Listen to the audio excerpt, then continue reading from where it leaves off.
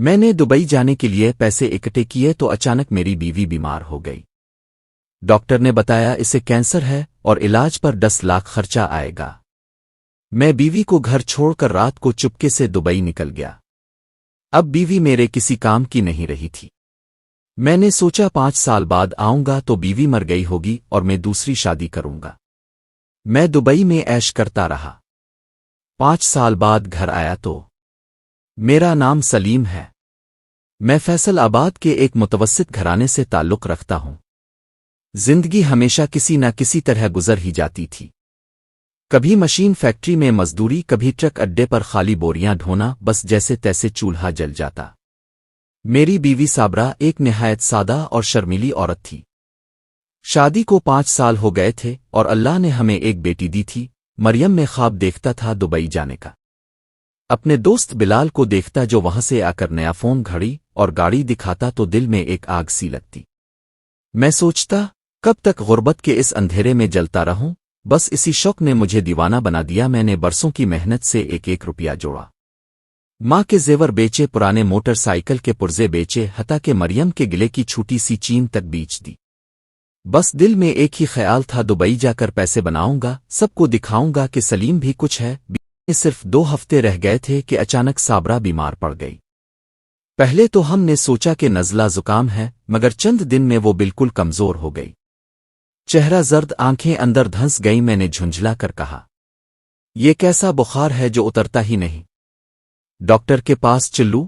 Doctor نے test لکھے اور رپورٹ آئی تو زمین میرے قدموں تلے سے نکل گئی۔ صابرہ کو کینسر تھا، خون کا کینسر۔ ڈاکٹر نے لمبا سانس لیتے ہوئے کہا، علاج ممکن ہے مگر مہنگا ہے، کم از کم 10 لاکھ روپے لگیں گے۔ میں خاموش کھڑا رہا، دماغ سن ہو گیا۔ 10 لاکھ!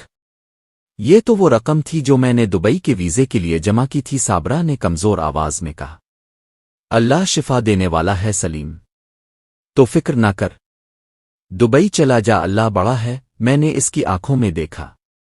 ان آنکھوں میں خوف نہیں، ایک سکون تھا، جیسے وہ دنیا سے رخصت ہونے کے لیے تیار ہو۔ مگر میرے اندر کا انسان مر رہا تھا۔ ایک طرف خواب، دوسری طرف بیوی کی زندگی۔ فیصلہ رات کے وقت میں دیر تک جاگتا رہا۔ مریم سو چکی تھی، صابرہ خاموشی سے تسبیح پڑھ رہی تھی۔ میں نے سوچا اگر میں دبئی نہ گیا تو یہ ساری محنت برباد ہو جائے گی، اگر گیا تو شاید یہ بچ نہ سکے، مگر اگر 5 سال میں دولت کما لوں تو نئی زندگی شروع کر سکوں گا۔ شیطان نے دل میں سرگوشی کی، کینسر کا مریض کب بچتا ہے؟ علاج پر پیسہ ضائع کرنے کا کیا فائدہ؟ جا قسمت آزما، صابرہ کی تقدیر تو لکھی جا چکی ہے۔ رات کے اندھیرے میں نے اپنا بیگ تیار کیا، صابرہ کے سر پر ہاتھ رکھا، وہ سوئی ہوئی تھی۔ دل چاہا کہ جگا دوں مگر ہمت نہ ہوئی۔ صرف ایک لمحے کے لیے مریم کے چہرے پر نظر ڈالی، او اللہ حافظ بیٹی۔ دروازہ آہستہ سے بند کیا اور میں گھر چھوڑ کر چلا گیا۔ دبئی پہنچ کر کچھ دن تو بہت مشکل گزرے، دھوپ گرمی زبان کا مسئلہ، مگر آہستہ آہستہ سب ٹھیک ہو گیا۔ کام ملا، ایک کار ڈیلرشپ میں، تنخواہ اچھی تھی۔ جلد ہی میرے کپڑے، بات چیت، انداز سب بدل گئے۔ میں اب وہ سلیم نہیں رہا تھا جو گاؤں کی گلیوں میں چپل گھسیٹ کر چلتا تھا۔ اب میرے ہاتھ میں برانڈڈ گھڑی تھی، جیب میں کرنسی کے نوٹ اور دل میں غرور۔ دوست کہتے ای سلیم بھائی قسمت والے ہیں اب۔ میں مسکرا دیتا، مگر اس مسکراہٹ کے پیچھے ایک خاموش قبر تھی۔ صابرہ کی یاد، میں نے کبھی اس کا حال پوچھنے کی کوشش نہ کی، کبھی سوچا بھی نہیں۔ دل کہتا وہ تو اب نہیں رہی ہوگی، مریض کب 5 سال جیتے ہیں، اور میں خود کو مطمئن کر لیتا۔ وقت گزرتا گیا، میں نے ایک فلیٹ خریدا، گاڑی لی اور نئے دوست بنائے۔ کچھ محفلیں ایسی بھی تھیں جہاں شراب بہتی، موسیقی چلتی اور میں ہنستا ہوا کہتا زندگی ایسی ہونی چاہیے، فکر سے آزاد۔ ایک دن کسی نے پوچھا بیوی بچوں کا کیا بنا؟ میں نے کہا یہ بیوی مر گئی، بیٹی گاؤں میں ہے۔ اور یہ جھوٹ بولنا میرے لیے اتنا آسان ہو گیا جیسے سانس لینا۔ دنیا کی رنگینیوں نے میرے ایمان کو نگل لیا۔ میں نماز چھوڑ بیٹھا، دل پر زنگ چڑھ گیا، مگر دل کے کسی کونے میں ایک سوال ہمیشہ رہا، اگر صابرہ زندہ ہوئی تو؟ میں اس خیال کو جھٹک دیتا، نہیں اب تک وہ قبر میں جا چکی ہوگی۔ 5ویں سال کی ایک رات میں نے خواب دیکھا، میں ایک ویران قبرستان میں کھڑا ہوں، چاروں طرف اندھیرا، صرف ایک قبر سے روشنی نکل رہی ہے۔ मैं करीब गया तो देखा वो कब्र साबरा की है। कब्र के पास एक छोटी बच्ची बैठी कुरान पढ़ रही थी। मैंने पूछा, तुम कौन हो? बच्ची ने सर उठाकर कहा, मैं मरियम हूं। अम्मा कहती थीं कि अबुआ एक दिन लूट कर आएंगे तो उन्हें कहना, सब्र का अजर जरूर मिलता है। मैं चीख कर उठ बैठा। पसीना पसीना, दिल तेजी से धड़क रहा था। पहली बार मुझे लगा कि मैं जिंदा जरूर हूं मगर इंसान नहीं रहा। अगले दिन मैंने छठी की दरख्वास्त दी। 5 साल गुजर चुके थे। मैंने दौलत कमाई थी मगर दिल में सुकून नहीं था। मैंने सोचा चलू देख आऊं, अगर कब्र बाकी हो तो फातिहा पढ़ आऊं। दुबई के ऊंचे बुर्जों से नजर हटाई तो दिल में एक खालीपन सा महसूस हुआ, जैसे सब कुछ पाकर भी मैंने सब खो दिया था। मैंने टिकट खरीदा और तैयारे की खिड़की से बाहर झांकते हुए बस एक दुआ की, अल्लाह अगर साबरा जिंदा है तो मुझे मुआफ कर दे, अगर मर गई है तो मुझे इसके कदमों में बख्श दे। 5 साल बाद मैं वतन की सरजमीन पर उतरा। दुबई के एयरपोर्ट की चमक दमक के बाद लाहौर का ये धुंधला शोर भरा माहौल अजीब लगा, लेकिन इस मिट्टी की खुशबू में कुछ ऐसा था जो सीधा दिल में उतर गया। मेरे हाथ में वही बड़ा बैग था, करेंसी से भरा, ब्रांडेड कपड़े, तोहफे, इत्र, चूड़ियां, खिलौने, मगर दिल खाली था। मैंने सोचा जाऊंगा साबरा की कब्र पर जाकर मुआफी मांगूंगा, फिर नई जिंदगी शुरू करूंगा। बस स्टैंड से गांव की तरफ रवाना हुआ। रास्ते में दरख्त, खेत, पुराने मकान, सब कुछ वैसा ही था मगर मेरा दिल अजीब बोझ से दबा था। जब मैं अपने घर के दरवाजे पर पहुंचा तो दिल धड़कने लगा। दरवाजे पर पुराना जंग आलूद ताला नहीं था बल्कि दरवाजा नीम खुला हुआ था। अंदर से कुरान की तिलावत की आवाज आ रही थी। मैं ठिठक कर रुक गया। ये आवाज बिल्कुल साबरा जैसी है। मैं आहिस्ता से अंदर गया। आंगन में एक औरत बैठी तिलावत कर रही थी, सफेद दोपट्टा, कमजोर मगर पुरनूर चेहरा। मैं रुक गया। दिल जैसे सीने से निकलने को था। ऊ साबरा, मेरे होंठों से खुद बखुद निकला। वो चौंकी, फिर मेरी तरफ देखा। चंद लम्हे खामोशी छाई रही, फिर वो आहिस्ता से बोली, सलीम, तुम वापस आ गए। मेरी आंखों से आंसू बहने लगे। मैं घुटनों के बिल गिर गया। ऊ साबरा, तुम जिंदा हो? मैंने तो समझा था तुम। वो मुस्कुराई, वही पुरानी नर्म मुस्कुराहट। अल्लाह जिसे चाहे जिंदा रखता है सलीम, मौत भी इसके हुक्म के बगैर नहीं आती। ओ मैंने इसके हाथ थामने चाहे मगर इसने पीछे हटा लिए। ये हाथ अब तुम्हारे नहीं, अल्लाह के हैं। मैंने तुम्हारे लिए बहुत दुआएं की मगर अब सब बदल चुका है। इतने में एक छोटी सी लड़की अंदर से निकली। 9 साल की, चेहरे पर नूर, हाथ में कुरान। अमू, आज की तिलावत पूरी हो गई। साबरा ने प्यार से इसके सर पर हाथ फेरा। ऊ शाबाश मरियम, देखो कौन आया है। लड़की ने मेरी तरफ देखा, आंखों में हैरत और सवाल था। अमू, ये कौन है? मेरे दिल पर चोट लगी। मैं बोला, मैं तुम्हारा अबुआ हूं मरियम। वो पीछे हट गई। साबरा ने नर्म लहजे में कहा, मरियम, सलाम करो अपने अबुआ को। मरियम ने आहिस्ता से कहा, अस्सलाम अलैकुम। फिर वो कमरे में चली गई। मैं जमीन पर बैठ गया। साबरा, मैं गुनहगार हूं। मैंने तुम्हें अकेला छोड़ दिया। मैं शर्मिंदा हूं। मैंने तुम्हें मरने के लिए छोड़ दिया। ऊ साबरा खामोशी से मेरी बात सुनती रही, फिर बोली, हां तुम गए थे मगर अल्लाह ने मुझे अकेला नहीं छोड़ा। जब मैं अस्पताल में थी एक अंजुमन ने इलाज का बंदोबस्त किया। मैंने सोचा था तुम लौटोगे मगर तुमने पलट कर भी ना देखा। मैंने हर रात तुम्हारे लिए दुआ की कि अल्लाह तुम्हें हिदायत दे। मैं रोने लगा। मैंने दुनिया के पीछे सब खो दिया। मैंने अपने ईमान का सौदा किया। मैं नहीं जानता था कि जिंदगी यूं वापस बदला लेगी। साबरा ने कहा, जिंदगी बदला नहीं लेती सलीम, अल्लाह सिखाता है, कभी दौलत से कभी तन्हाई से। तुमने दुनिया खरीदी मगर दिल बेच दिया। मैंने कहा, मुझे मुआफ कर दो साबरा, मैं सब कुछ ठीक कर दूंगा। वो बोली, ठीक करना तुम्हारे बस में नहीं रहा सलीम, बस तौबा करो, अल्लाह से मुआफी मांगो। मेरे दिल में अब तुम्हारे लिए गुस्सा नहीं बस दुआ है। मैंने कहा, क्या तुम अब मेरे साथ नहीं रहोगी? वो बोली, मैं अब अल्लाह के रास्ते की मुसाफिर हूं।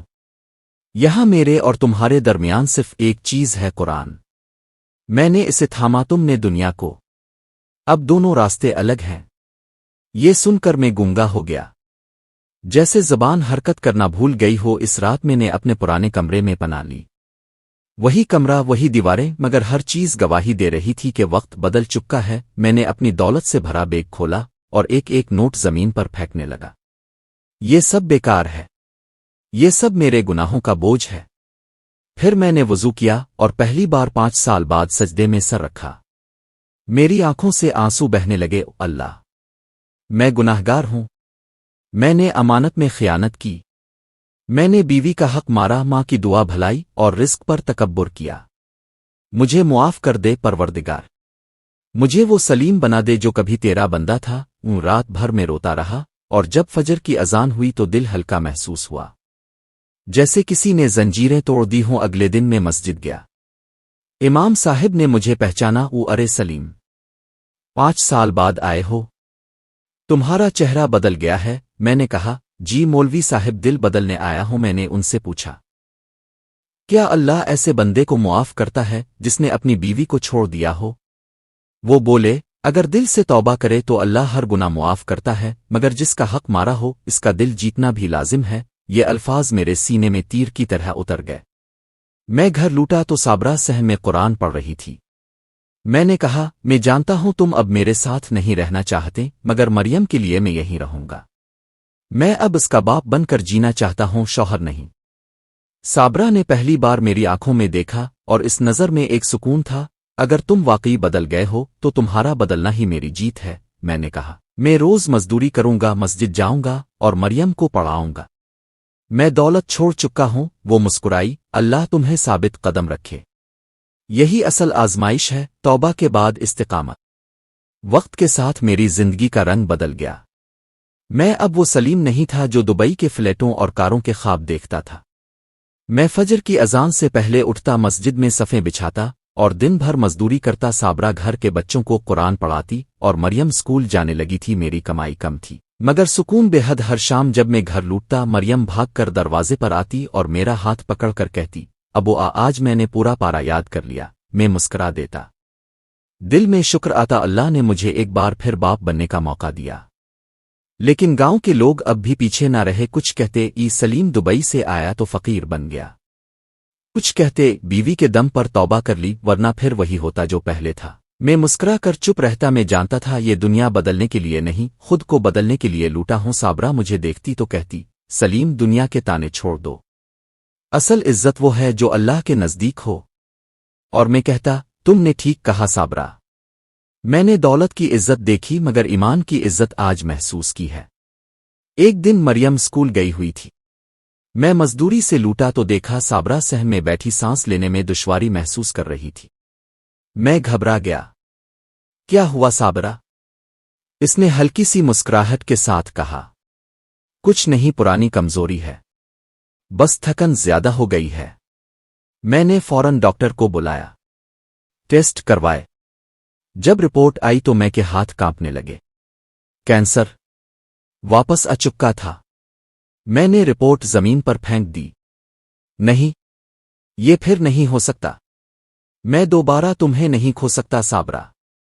اس نے میرا ہاتھ تھاما، سلیم رونا بند کرو، موت سے بھاگا نہیں جا سکتا، ہم سب نے ایک دن جانا ہے۔ میں چاہتی ہوں اس بار تم صبر کرو جیسا میں نے کیا تھا۔ میں نے روتے ہوئے کہا، میں اپنی جان دے دوں گا مگر تمہیں نہیں جانے دوں گا۔ میں نے پہلی بار تمہیں چھوڑا تھا، اس بار نہیں چھوڑوں گا۔ مریم رات کو میرے پاس آئی، ابوا امو کہتی ہیں وہ جلد اللہ کے پاس جائیں گی۔ کیا واقعی؟ میں نے اسے سینے سے لگایا۔ بیٹا، اے اللہ جسے چاہے اپنے پاس بلا لیتا ہے، مگر ہمیں دعا کرنی چاہیے کہ اللہ اماں کو صحت دے۔ وہ بولی، میں ہر نماز کے بعد اماں کے لیے دعا کرتی ہوں۔ استانی صاحبہ کہتی ہیں بیٹی کی دعا جلد قبول ہوتی ہے۔ میں نے اس کے آنسو پونچھے۔ ہاں اللہ ضرور سنے گا۔ مریم، کچھ ہفتے گزر گئے۔ صابرہ کی حالت بگڑتی جا رہی تھی مگر اس کے چہرے پر سکون تھا۔ ایک دن اس نے مجھے پاس بلایا، سلیم اگر میں چلی گئی تو مریم کو عالمہ بنانا، اسے قرآن سے جوڑ کر رکھنا، اور یاد رکھنا کبھی دنیا کی چمک دوبارہ تمہیں اندھا نہ کرے۔ میں نے روتے ہوئے کہا، نہ دنیا نہ دولت، بس تمہاری دعا کافی ہے۔ وہ بولی، میری دعا تمہارے ساتھ ہے مگر سب سے بڑی دعا وہ ہوتی ہے جو بندہ خود اپنے رب سے مانگے۔ رمضان کا مہینہ تھا، آخری عشرہ چل رہا تھا۔ ایک رات جب میں تراویح سے واپس آیا تو دیکھا صابرہ بستر پر لیٹی ہے، چہرے پر نور، ہاتھ میں تسبیح۔ میں نے کہا، کچھ چاہیے تمہیں؟